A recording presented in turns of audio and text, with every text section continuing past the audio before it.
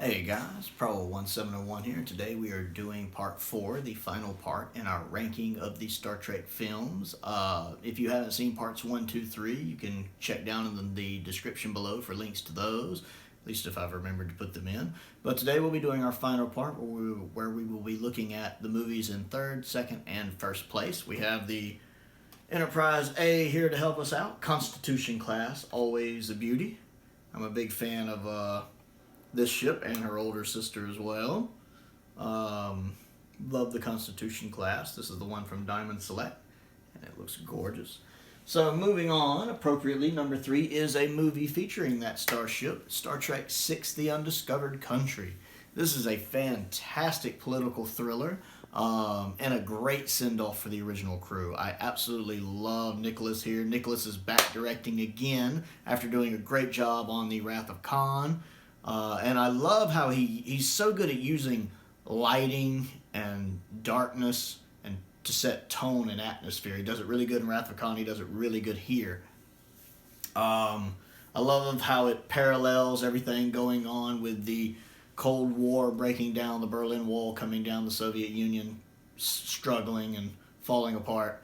And it really does parallel what was happening at the time between the Americans and the Russians, with the Klingons and the Federation kind of suing for peace and dismantling their own neutral zone border, which is basically the equivalent of the Berlin Wall. It's nice to see all of the actors are doing a fine job here. Christopher Plummer is great as Chang. I really love David Warner as Gorkin, or Gowron, or was it Gorkin? Chancellor Gorkin, yeah, that's it. Both of these actors are fantastic. Chang makes a perfect villain for this movie. Really, really enjoy it. And it's really good about keeping you in the dark about what's going on. The scenes when the two assassins beam onto the Klingon ship does a good job of painting them as faceless assassins. Not quite sure who they are, what their motivation is. The attack, where you're not sure if it's fired from the Enterprise or not, is really, really well done. I love that McCoy gets a lot of really funny lines in this movie. When him and Kirk are talking, he's just like, "What is this, multiple choice?" Or when him and Spock are working on the torpedo and Chang's quoting Shakespeare, McCoy's like, "I'd give real money if he'd shut up." I love a lot of his quips. I like when they're beaming over to the Klingon ship, Spock's like, "Jim, be careful," and McCoy's like, "We will." I just think DeForest Kelly gets a lot of really juicy lines here that I like.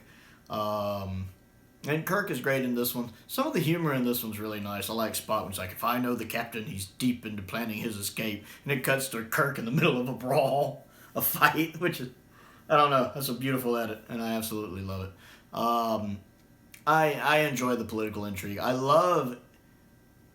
It's a good examination on Kirk as well, where he's having to look past and grow beyond some of his own prejudices, and it's understandable why he feels the way he does about Klingons. You know, he's been through a lot of grief because of them, especially in Star Trek 3. So you can understand why he's a bit resentful toward him, and his bit at the beginning about "let them die." You can understand why he feels that way, and to see him grow beyond that over the course of the movie is really nice and really good character development. Shatner does a pretty good job here for the most part. I think the only scene he gets kind of into hammy Shatner is when the shapeshifter turns into him, and it's basically him and fighting him. That gets a little hammy, and it's probably I used to think this movie and my second place movie were tied for the longest time. I think the only scene that really bumps this one firmly into third place and keeps the other one in second place is that scene where the two Shatners are fighting. It's a little funny in ways, like, "I can't believe I kissed you. Must have been your lifelong ambition." It's not only a poke at Kirk, but it's also a nice poke at Shatner. But I do find that whole scene a little hammy and unnecessary. But the rest of the movie is really, really good. I love the final battle between the Klingon ship. The music there is really good. I really like how the music in this movie really sets the tone for it really, really well. Very dark and deep and ominous. Is that the word I think? Yeah, ominous will work. It's really, really good. Even when they're heading to Camp Khitomer, the music's building. Whoa, I can't do it. But It's the music's really really good there, and I really like it. I love the music playing during the final battle scene. I like that everybody kind of gets their own thing to do in the movie. Um, I like that the Enterprise right toward the end gets breached. You know, when that last torpedo goes all the way through it. It's Star Trek Six is great. It's a great send off for the final crew, or the original crew. Excuse me. It's a great send off for the original crew. Number 2 on the list is First Contact. I love First Contact. It's easily the only one of the Next Generation films that I think is just truly truly phenomenal. The others I like to one extent or another, but this one's just truly magnificent. Jonathan Frakes does a great job here. I love the Borg. The Borg are my favorite Star Trek villain. I find them fascinating. That they not only kill you, well, they don't really kill you. They just, instead of killing you, they just turn you into one of them and make you fight your own, your friends, your family. That's terrifying. And then, you just become part of the hive mind, which is also terrifying. And I love the way the Borg are redesigned for this movie, and that's also the design that's used in Voyager. They look creepier, scarier, like space zombies. The special effects in this are really, really good. That opening battle against the Borg cube looks absolutely beautiful. It's nice to see some shots of the Defiant in there. It's good to have Worf back. All of the main actors are on point. I think James Cromwell does a great Zefram Cochrane, very different from the Zefram Cochrane we saw in the original series, but I love him here. I like James Cromwell as an actor. The actress playing Lily does a great job. And you have to have a strong actress for her character or the movie wouldn't work, and the actress playing her does a really good job. I love when she's confronting Picard in his room, making the Moby Dick comparisons. That's a very pivotal scene to the movie, and she pulls it off beautifully. And Patrick Stewart also pulls that scene off beautifully, doing a good job there. I love just slowly watching the Borg take over the ship when they're on the move, and you just see them assimilating people and changing. There's some nice little body horror there when you see people getting turned into Borgs. Very, David Cronenberg-like. Very creepy, very unsettling. And I love it. I'm so there for it. I don't really like the addition of the Borg Queen. That's really my one nitpick. I think Alice does a great job playing the Borg Queen. I don't like the concept of the Borg Queen. I really like the idea of just this hive mind that perhaps some race millions of years ago accidentally created, and because of that everybody's just kind of stuck in this hive mind that nobody can get out of. I don't really like the idea of the Borg having some kind of command figure like a queen. I don't like that. I just like the very abstract hive mind like the Borg originally had. I love that idea much, much more. I love the makeup and effects. I love the use of lighting in this. I love all the green. It is a very spooky and kind of horror movie, almost scary. It's probably the scariest Trek movie ever made, I'd definitely say. Because it does. It really, really builds tension. And you never know when a Borg might be around the corner. So it's really, really good. I really like it. And number 1 on the list is Star Trek IV, The Voyage Home. I love this movie. It's probably one of my top 25 favorite movies of all time. It's so much fun, and I like comedies. My two favorite movies of all time are Oscar and Clue. Both really good comedies, both I believe from 1985, both with Tim Curry in them. So I love comedies, and especially after how dark Star Trek 2 and 3 get, it's nice to have a lighthearted comedy, kind of get back more to the basic Star Trek feel of family. It's just so much fun here. I like that they set it, in at the time present day Earth, so like 1986. It's kind of nice to see them trying to fit in present times. It's pretty funny. I like that bit when Kirk is selling his glasses. I'll give you $100. And he's like, is that a lot? There's a lot of the jokes in here I love. Personally, I think he did a little too much LDS. LDS?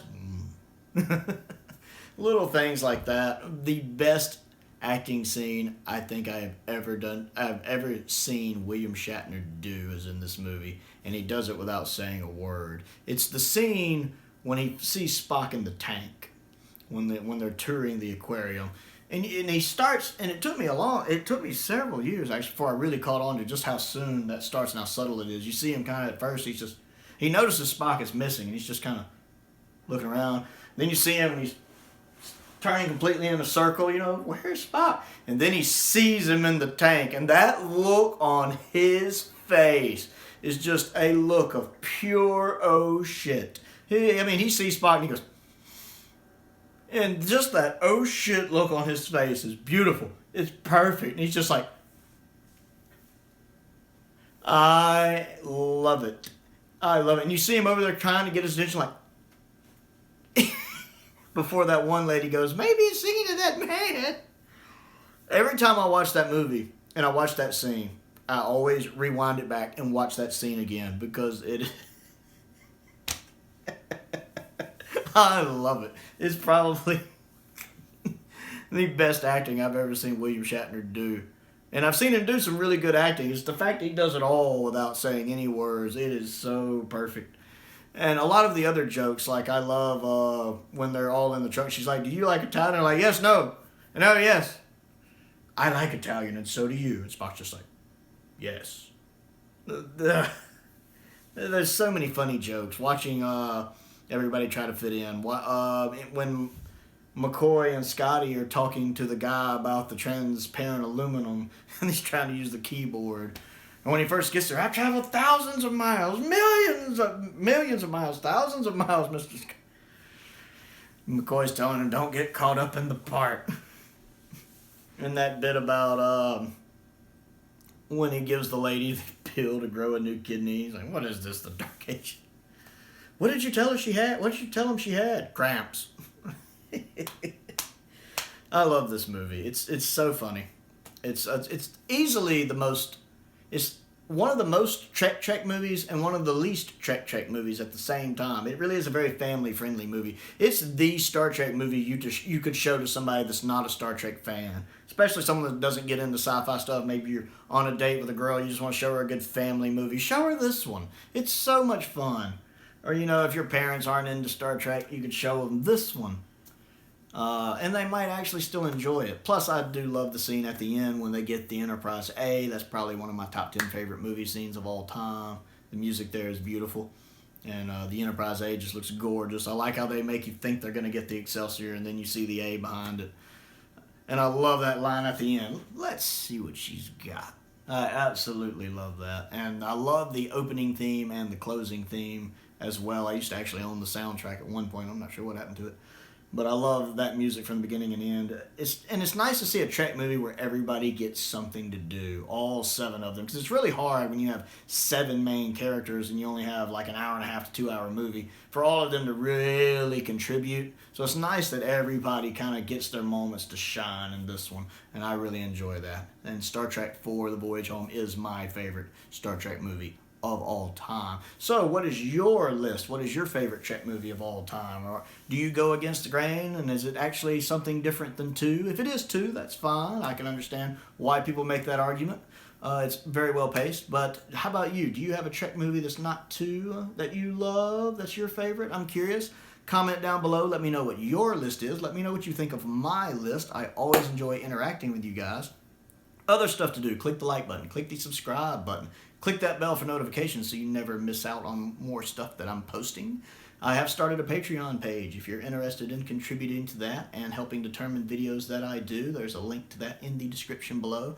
But most importantly, stay safe out there. Thank you for watching.